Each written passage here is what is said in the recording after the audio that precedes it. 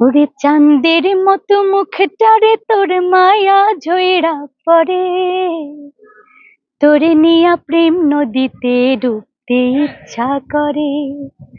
দুই চোখের ভাষা বুঝা দিয়াছি রে সারা, বুকের ভিটায় লাগাইছি রে পিরিতেরি চারা, বুকের ভিটায় লাগাইছি রে পিরিতেরি চারা।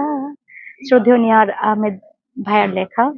আমার কিছু নাটকের গান এবং চলচ্চিত্রের গান নিয়ে ব্যস্ততা আছে, এবং কিছু মিউজিক ভিডিওর কাজ আছে। মিউজিক ভিডিওটা আসলে আমি আপাতত বলেছি করব না, অন্তত 2-3 মাস মিউজিক ভিডিওর কাজ করব না। চলচ্চিত্রের গান নিয়ে এবং নাটকের গান নিয়ে ব্যস্ততা আছে। মিউজিক ভিডিও কেন করবেন? আসলে চলচ্চিত্রের গানের প্রতি ভালোবাসাটা, শ্রদ্ধাটা বেশি, এবং এটা নিয়ে আমার স্বপ্ন। আহ, এই জন্যই আসলে। আপনি তো একজন শিল্পী। একটা শিল্পীর আসলে কি কি গুণ থাকা উচিত? ফার্স্টলি আমি মনে করি যে নমনীয়তা। আর ভবিষ্যতে আপনার প্ল্যান কি, পরিকল্পনা কি? মানুষের তো একটা ড্রিম থাকে, স্বপ্ন থাকে যে আমি এটা করবো। স্বপ্নের কথা আমরা শুনতে চাচ্ছি। হুম। আসলে স্বপ্নের কথাটা বলতে চাই না। আপনি আজকে জিজ্ঞাসা করেছেন, তাও এত এত ক্যামেরার সামনে। ছোট্টবেলা থেকে আমার একটা স্বপ্ন ছিল যে আমি একজন সংসদ সদস্য হব। যদিও এটা হাস্যকর, তবুও বলার জন্য বললাম।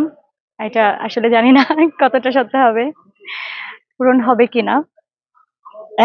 এটারও একটা কারণ আছে স্বপ্ন হওয়াটার, কারণ আমরা দেখেছি যে লিডারকে থাকতে হয় স্বচ্ছ। আমাদের দেশে আসলে স্বচ্ছতা খুবই কম, এই আর কি।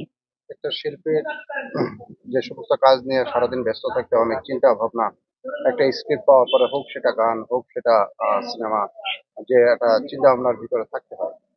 আর তার ভিতর থেকেও যদি একটা শিল্পী রাজনীতিতে আসে, সে আসলে কিভাবে সময়টা বের করে?